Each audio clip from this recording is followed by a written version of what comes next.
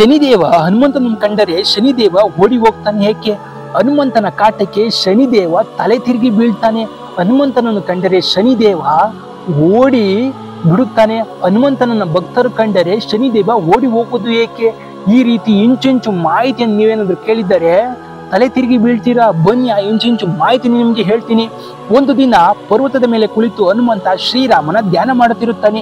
ಇದೇ ಸಮಯದಲ್ಲಿ ಶನಿದೇವ ತನ್ನ ವಕ್ರದೃಷ್ಟಿಯನ್ನು ಯಾರ ಮೇಲೆ ಬೀಳಲಿ ಎಂದು ಚಿಂತಿಸುತ್ತಾ ಪರ್ವತದ ಮೇಲೆ ಓಡಿ ಹೋಗುತ್ತಿರುತ್ತಾನೆ.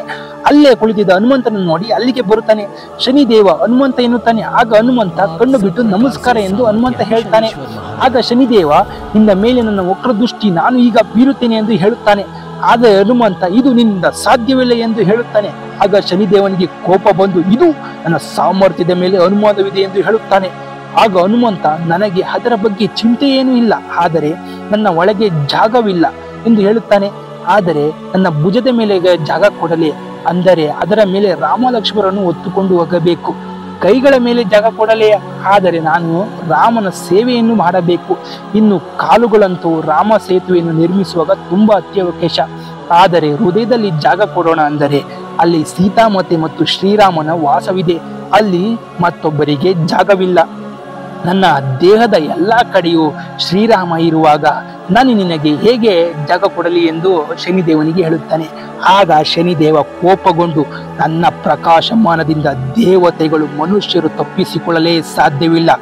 ಆದರೆ ನನ್ನ ವಕ್ರ ದೃಷ್ಟಿಯಿಂದ ಯಾರ ಮೇಲೆ ಬಿದ್ದರೆ ಅವರು 2.5 ವರ್ಷ ತಲೆ ಮೇಲೆ ಕುಳಿತುಕೊಂಡು ಅವರ ಬುದ್ಧಿಯನ್ನು ಕಡಿಮೆ ಮಾಡಿ ಮೂರ್ಖನಾಗಿ ಮಾಡುತ್ತೇನೆ. ಇನ್ನು 2.5 ವರ್ಷ ಹೊಟ್ಟೆಯಲ್ಲಿ ಕುಳಿತು ಅವರ ಶರೀರವನ್ನು ಹಾಳು ಮಾಡುತ್ತೇನೆ. ಕೊನೆಯ 2.5 ವರ್ಷ ಕಾಲಿನಲ್ಲಿ ಕುಳಿತು ಅವರನ್ನು ಊರು ಅಲೆದಾಡುವಂತೆ ರೀತಿ ಮಾಡುತ್ತೇನೆ. ದನವನ್ನು ಕಿತ್ತುಕೊಂಡು ಬಿಟ್ಟು ಬಿಡುತ್ತೇನೆ ಎಂದು ಶನಿದೇವ ಹೇಳುತ್ತೇನೆ. ಈಗ ನೀನು ಸಿದ್ಧನಾಗು, ನನ್ನ ಪ್ರಭಾವ ನಿನ್ನ ಮೇಲೆ ಬೀರುತ್ತಿದೆ ಎಂದು ಹನುಮಂತ ಶನಿಗೆ ಈ ರೀತಿ ಶನಿದೇವ ಹನುಮಂತನಿಗೆ ಹೇಳುತ್ತಾನೆ. ಅದಕ್ಕೆ ಹನುಮಂತ, ನಿನ್ನ ನಿರ್ಧಾರ ಚೇಂಜ್ ಮಾಡದೆ ನನ್ನ ಶರೀರದಲ್ಲಿ ಜಾಗ ಸಿಕ್ಕರೆ ನೀನೇ ಪಡೆದುಕೊಳ್ಳು ಎಂದು ತಿರ್ಗಾ ಹೇಳುತ್ತಾನೆ. ಆಗ ಹನುಮಂತ ಜೈ ಶ್ರೀರಾಮನ ಧ್ಯಾನ ಮಾಡಲು ಕುಳಿತುಕೊಳ್ಳುತ್ತಾನೆ. ಶನಿದೇವನಿಗೆ ಸಿಟ್ಟು ಬಂದು ಹನುಮಂತನ ತಲೆ ಮೇಲೆ ಕುಳಿತುಕೊಂಡು ಬಿಡುತ್ತಾನೆ. ಇದರಿಂದ ಹನುಮಂತನಿಗೆ ತಲೆ ಕೆರೆತ ಸ್ಟಾರ್ಟ್ ಆಗುತ್ತದೆ. ಇದನ್ನು ನೋಡಿದ ಶನಿದೇವ ನಗುತ್ತಾನೆ.